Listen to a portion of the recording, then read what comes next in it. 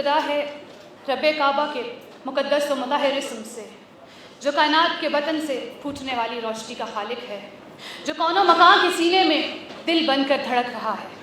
عالم ارواح سے عالم برزخ تک کا سارا نظام جس کے ارادہ کن سے مشروط ہے۔ یہ ہوائیں، یہ فضائیں، یہ شجر و حجر، یہ شمس و قمر فقط اسی کے اوصاف کا قصیدہ پڑھتے نظر آتے ہیں۔ زیوکار موضوع سخن جیوے جیوے بلوچستان، جیوے جیوے پاکستان۔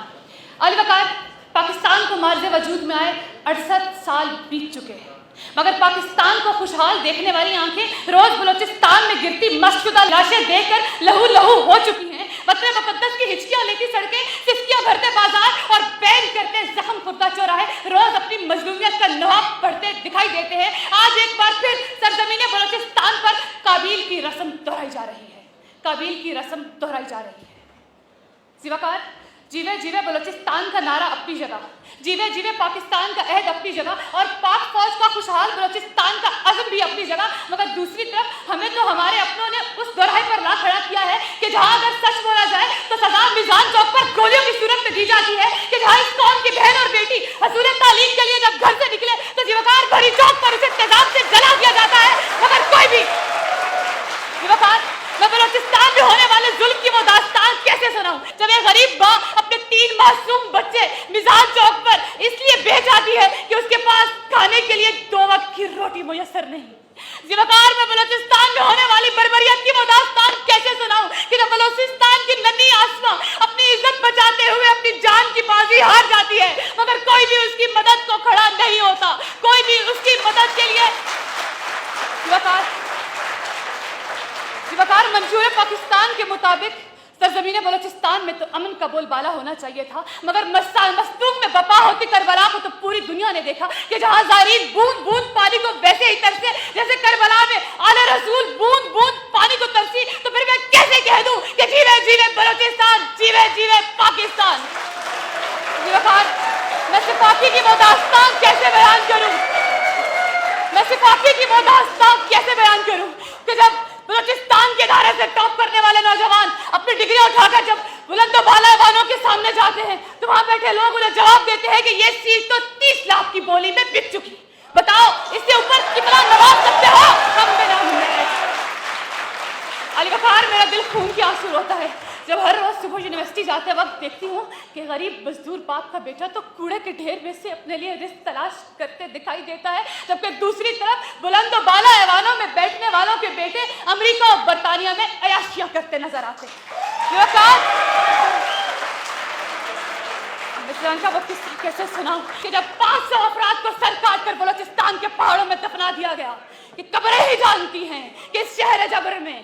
قبریں ہی جانتی ہیں کہ اس شہر جبر میں مر کر ہوئے ہیں دفن یا زندہ گڑے ہیں لوگ، یا زندہ گڑے ہیں لوگ۔ زیوکار منشور قرآن کے مطابق کسی جگہ کوئی کتا بھی بھوک پیاس سے مر جائے تو ریاست کا حکمراں اس بات کا ذمہ دار ہے، مگر شہر اقتدار میں بیٹھ کر اپنے کتوں کو بھی پزا کھلانے والے بھلا کیسے جان سکتے ہیں کہ بلوچستان کے پہاڑوں میں ایک معصوم بہن اپنے بھائی کو روٹی کی آس سے دیتی تاپ کر مر جاتی ہے، مگر کوئی بھی اس کی امداد کو نہیں آتا، کوئی بھی اس کی امداد کو نہیں آتا۔ تو پھر میں یہ یوں کیوں نہ کہہ دوں کہ یوں بے وجہ نہیں ہیں چمن کی تباہیاں، کچھ باغباں ہیں پر کو شرف سے ملے ہوئے، کچھ باغباں ہیں پر کو شرف سے ملے ہوئے۔ زیوکار جب باغباں ہی بر کو شرف سے مل جائیں تو پھر وطن مقدس میں بے گناہ خون سرعام بہتا ہے۔ جب باغباں ہی بر کو شرف سے مل جائیں تو وہاں جسموں کے صنوبر کٹ کٹ کے گرتے ہیں، جہاں باغباں ہی بر کو شرف سے مل جائیں تو وہیں قاتل سروں کی فصلیں کاٹ کر لا الہ الا اللہ قبر کرتے نظر آتے ہیں۔ تو پھر کہاں گیا عدل کا عدل اور کہاں گیا منصف کا انصاف؟ زیوکار جیوے جیوے بلوچستان، جیوے جیوے پاکستان اب محض ایک نعرہ نہیں رہا، اس کی عملی تصویر کا ثبوت ہم نے آج سے برسوں پہلے دیا کہ جب بلوچستان کے پہاڑوں سے ایک پہاڑ چاغی نے اپنا سینہ چاک کر پاکستان کی ایٹمی قوت ہونے کا اعلان کیا۔ جیوے جیوے بلوچستان کا نعرہ پاک فوج نے اس وقت پہ لگایا زیوکار کہ جب آج جہاں بلوچستان کے چپے چپے میں جہاں پرچم جلائے جاتے تھے آج وہاں پرچم پھر سے لگائے جا رہے ہیں۔ زیوکار پاک فوج کی کاوشوں کی وجہ سے آج بلوچستان میں ایک بار پھر امن کا پرچم لہرایا جا چکا ہے۔ آج ایک بار پھر اس قوم کی بہنیں اور بیٹیاں بے خوف و خطر حصول تعلیم کے لیے اپنے گھروں سے نکلنا شروع ہو گئی ہے۔ بلوچستان کی سرزمین سے ہر سال پاک فوج میں شمولیت اختیار کرنے والے 1000 से ज्यादा नौजवान इस बात का नारा लगाते हैं कि जीवे जीवे बलूचिस्तान, जीवे जीवे पाकिस्तान, जीवे जीवे बलूचिस्तान, जीवे जीवे पाकिस्तान।